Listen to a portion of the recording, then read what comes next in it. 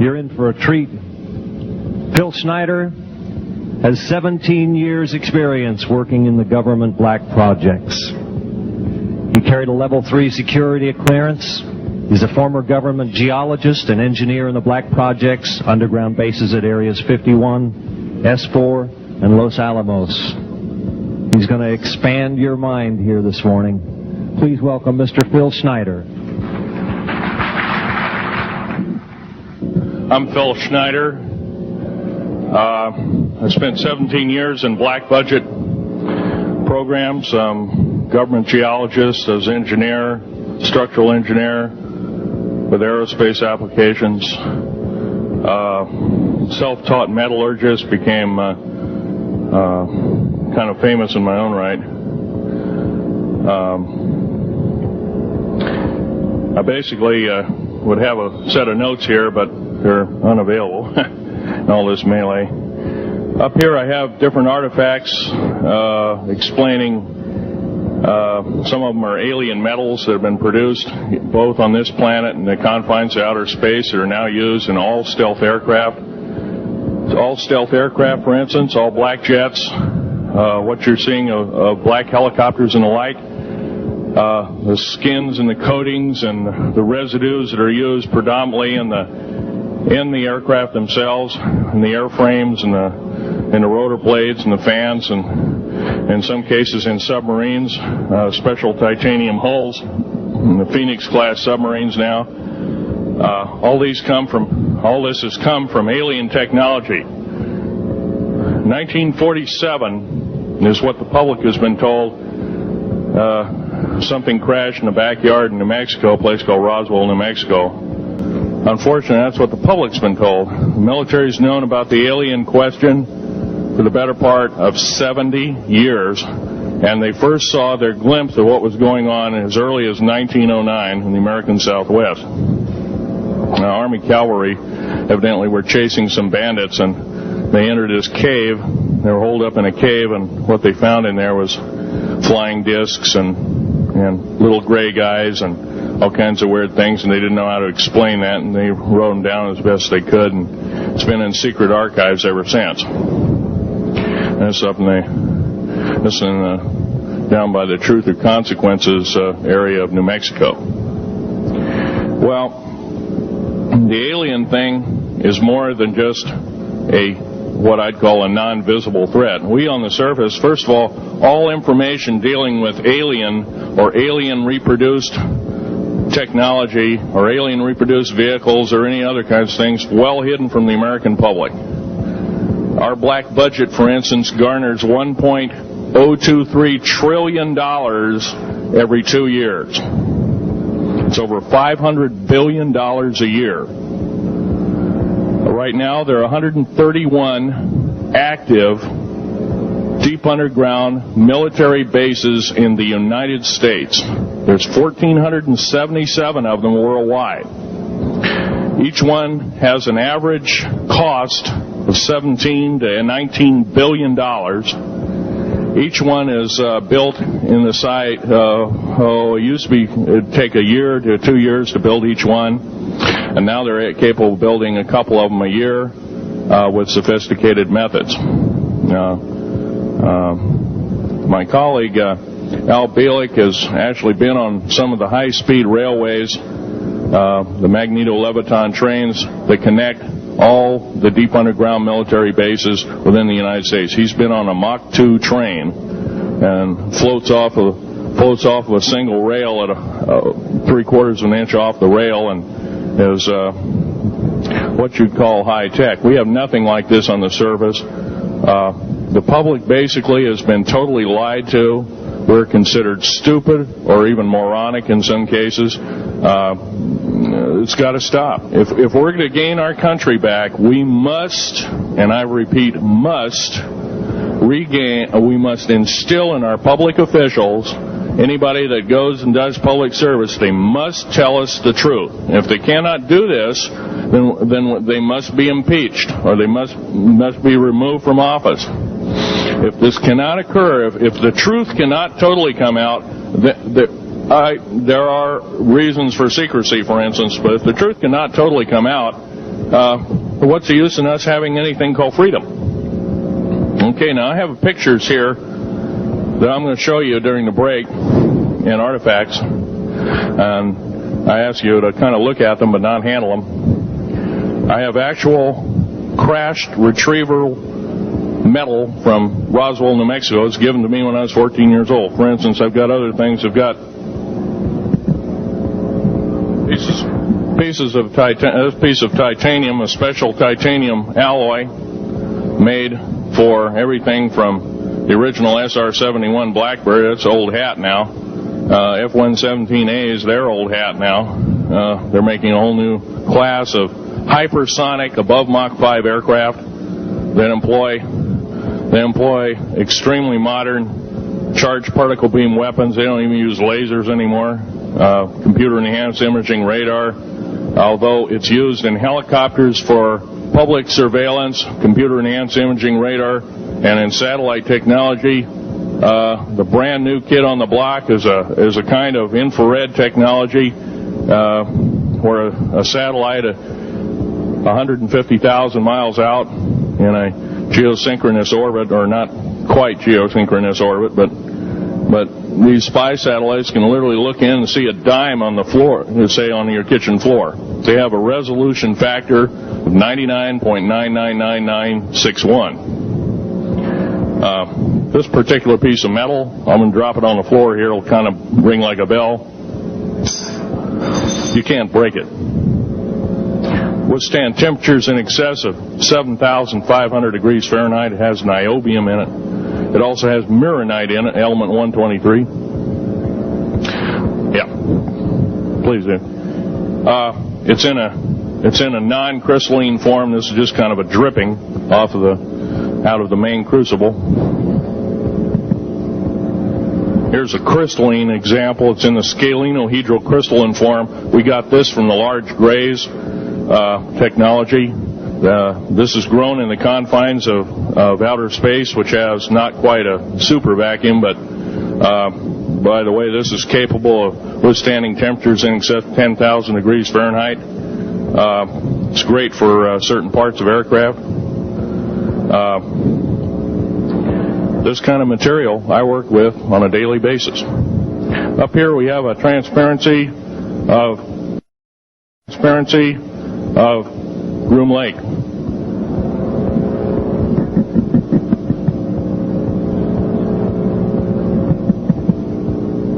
Groom Lake is where the infamous Area 51, S4, S2, a CIA base, it was originally a bombing range, a nuclear test site. It was later become the most secret base in the United States. It employs over 18,000 workers who work in shifts of 12 hours at a whack. Most of them work in the cover of darkness, like us. We built 9 underground military bases there, each with an average capacity capable of basically a city underground, roughly 4¼ cubic miles hollowed out underground. They have boring machines, for instance. They don't bore. They literally vitrify and melt the rock, deflagrate the rock. It's a very sophisticated laser melting and deflagrating system. It reduces the rock to a powder and then melts the remaining rock as a coating on the inside of the base, so you don't have to use gunite cements and other kinds of things like that. That's all old hat now. Technology is just basically the new technology we get is the old hat of the military. I'm going to be real brief about it. I carried a level 1 security clearance, the Rylate 38 factor. There are very few of us. There's nobody except myself, to my knowledge, talking like this. Nobody. I'm breaking the law.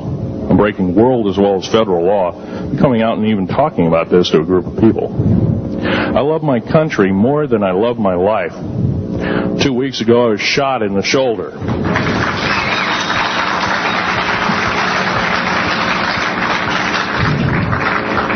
I don't want to gore you women out, but I was shot in the shoulder up here. I recently have become friends of a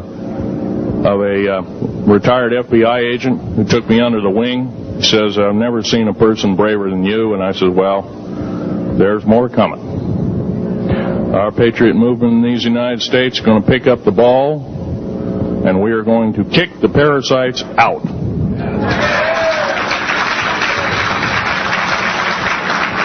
First of all, George Washington and Thomas Jefferson, a few other founding fathers, Patrick Henry to mention a few, all had visions that these United States is going to live 700 years from where they were standing, and that was somewhere around the late 1700s, early 1800s. So you can count this country. This country isn't going to go to a new world order.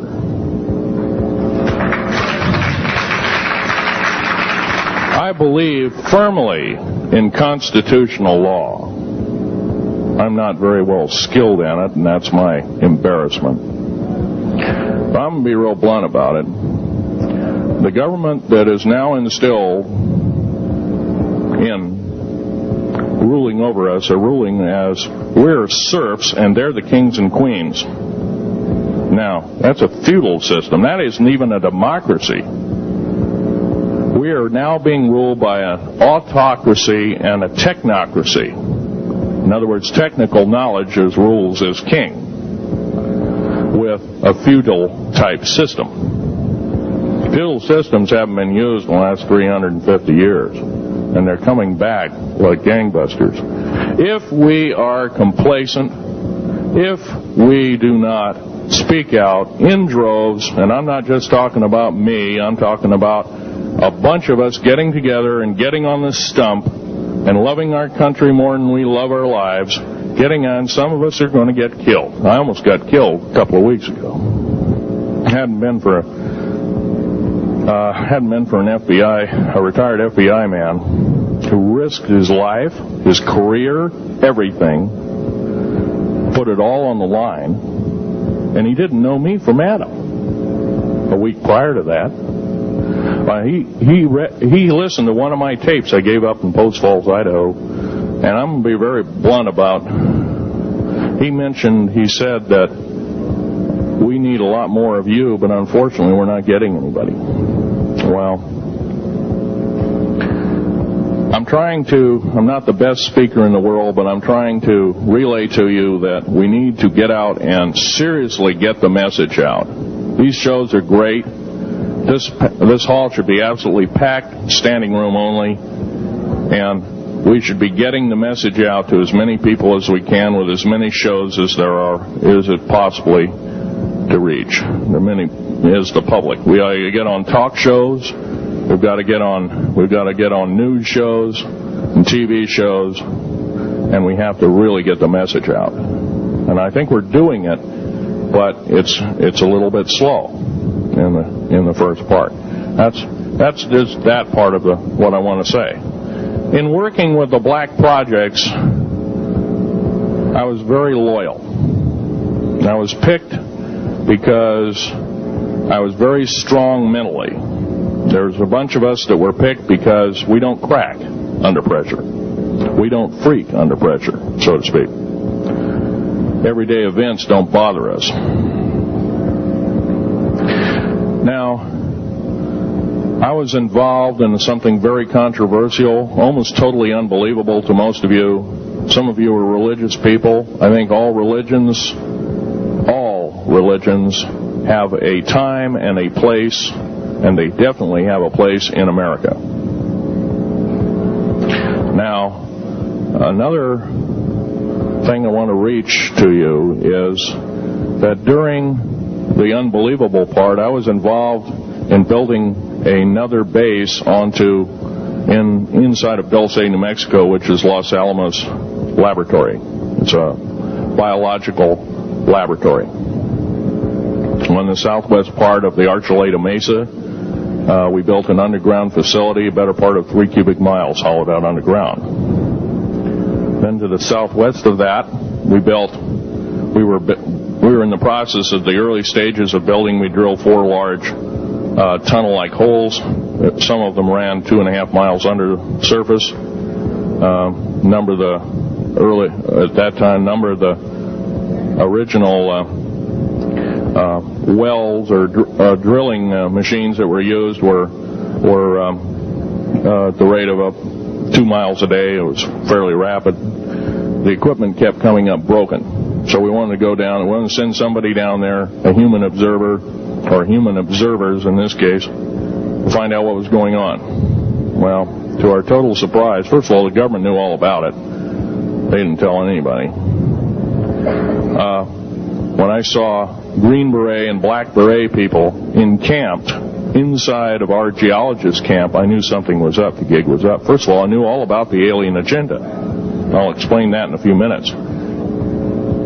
The large alien grays had been encamped there for, as best as believed possible, about 400 or 500 years. It had been one of their internal bases. And we'd drilled holes right on top of it. All the stinking air, all the black sooty air came right out as soon as the first hole was sunk, and all this soot came up, and well, that's when all the hell broke loose, really. All started. Anyway, after we drilled all 4 holes, it took about 2 days to drill all 4 of them. And when you build an underground base, you drill 4 basic holes, and then you build called stopes or cross-member holes across, and then you use blasting equipment.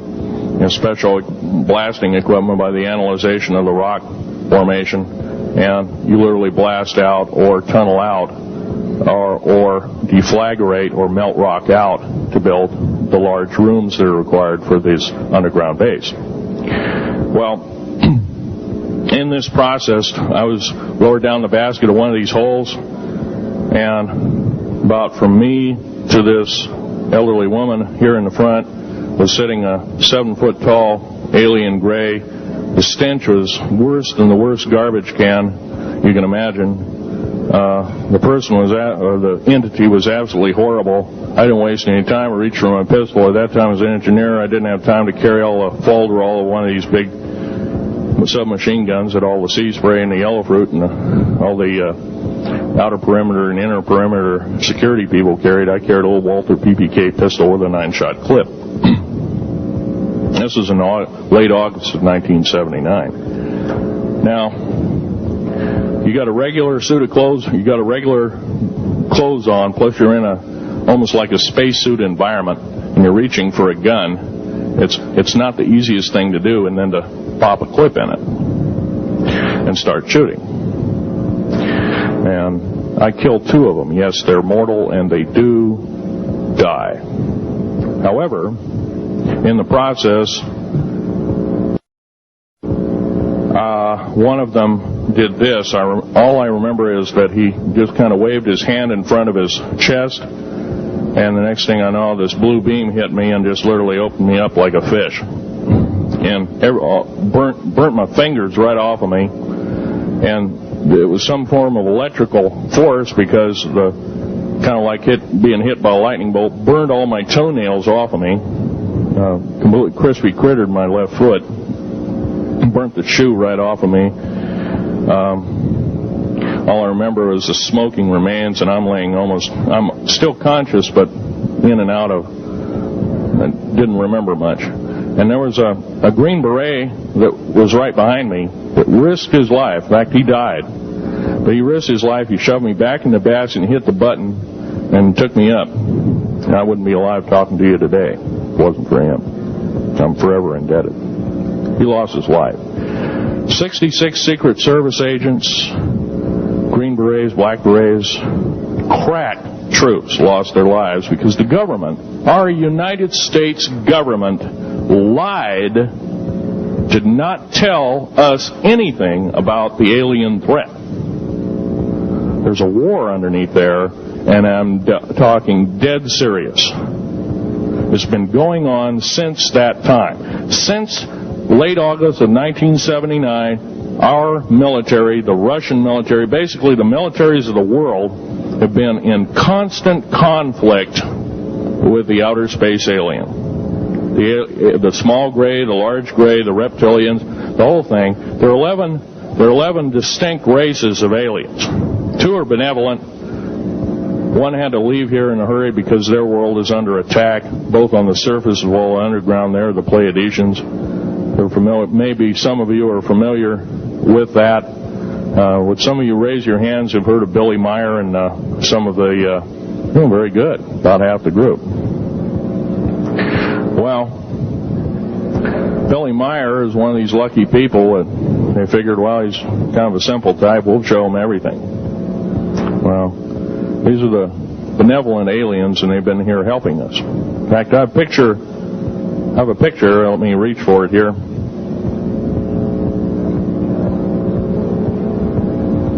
I have a picture of one of the aliens been working for the United States Pentagon for the last 58 years. His name is Valiant Thor. He's right here. There's my father in the background. This whole place, the ready room of the USS Eldridge, Al Bielek has probably explained, or maybe even shown you this picture. There's a list of some of the notable people in it. They're all the atomic bomb scientists of the day, all the time variant experimentalists of the day, all the top physicists of that particular day. This was in August of 1943. Now this guy has not changed one iota in 58 years. Started work, he came here, crashed here or whatever, whether he's under duress or not. He started work for our U.S. Navy and military operations in 1937, either 37 or 38 is what I've been told. So it's for 58 years, this man's been employed, probably under duress. If you don't do as we say, we're just going to use you for alien bait or something, I don't know. But anyway, he basically hasn't changed. He lives for 490 years, is what he says his lifespan is. Now, he's supposedly a semi-benevolent, he's a human-looking type person. He has 6 fingers and 6 toes, and he's got one oversized heart, one lung, giant lung. His blood vessels are bigger. He's got copper oxide for blood, similar to an octopus. His brain capacity 300 centimeters greater than ours. He has a thinking capacity, IQ. If you were to measure it, be totally off the scale, be about a 1200 IQ. He speaks 100 languages fluently, alien as well as others. He's a remarkable person. I had a chance to meet him one time. Now, by the way, he doesn't shake hands. He's kind of in a spacesuit because all aliens, regardless benevolent or otherwise, they're carrying germs and diseases and bacterium in and on them that are deadly to us. If I were making policy, I'd quarantine them all. Because how do we not know that some of our diseases like AIDS, Ebola, hantavirus, and a few of these other weird designer diseases, as I call them, are not made from the cadavers of some of these aliens as a biological weapon to use against the people of the United States? Well, I'm tired. I'm a tired American speaking out.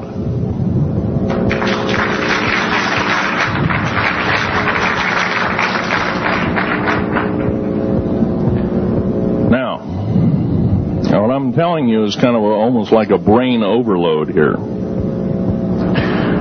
Back in 1946, we set off a number, actually 4 atomic bomb tests at Bikini Atoll. It's a group of islands in the South Pacific.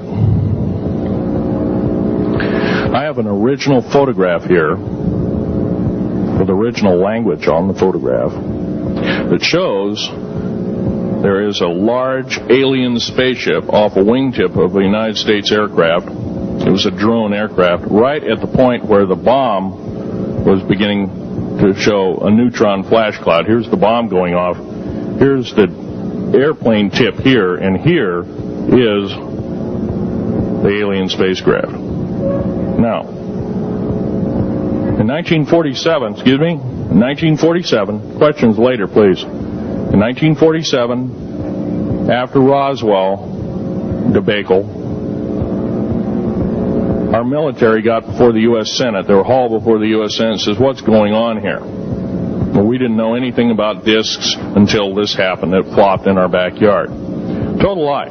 They lied to the U.S. Senate. They should have been prosecuted as traitors. Anybody lying to a United States Senator or House of Representative, any Senator or House of Representative, person, President of the United States, Vice President, any cabinet member, lying to the American public is a traitor and should be dealt with in an appropriate fashion. This is actual proof, positive, that this occurred in 1946. Now, U.S. military knew all about flying discs, and flying disc technology is early, thoroughly early, as 1933. Of course, we remember the Germans did too, the Nazi Germans, Hitler and all their bunch of people.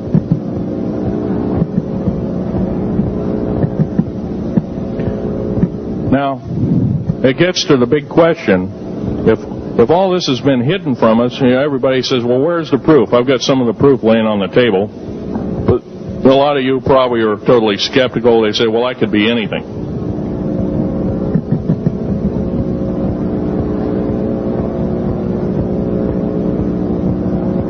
In my hand here, I have a piece of what's called corbamide. It's the heaviest element in the world. Element 140. This piece of material weighs 15 ounces. 3.5 times the weight of uranium. It cannot be made to emit gamma rays. It cannot be isotoped. It is totally stable. It is used in all stealth aircraft and all Phoenix-class submarines. When combined with other alien elements, it is impregnable. It cannot be melted with charged particle beam weapon. When properly combined in secretive compounds, it can withstand temperatures in excess of 10 million degrees Fahrenheit. It is grown by aliens who have given a good... The other side of the alien question is, some of these aliens have broken off from their mainstream and said, we're not getting a fair shake, and so this is what happens. And I'm talking about the alien grays. Some of them broken away. They're talk about not being popular. This particular piece of metal is an amazing piece of technology. It's capable of being grown in 15 different crystal systems. Now, I'm a geologist, and I, prior to 15 or 20 years ago, knew of only 6 crystal systems. There's actually 15, if you count all the alien metals. Now, this is only element 140. If you look at the local periodic table in your local library, it says 104. Somewhere down the line, we've been lied to, we've been cheated. What we have to do is we have to literally ask for the truth. If we cannot ask for the truth, we must demand the truth. We must take it before courts of law in common law systems, and we must demand it. If we cannot do this, our founding fathers told us the only thing left is to overthrow, to get the parasites out. I don't advocate overthrow, but it does look like this may be the only alternative.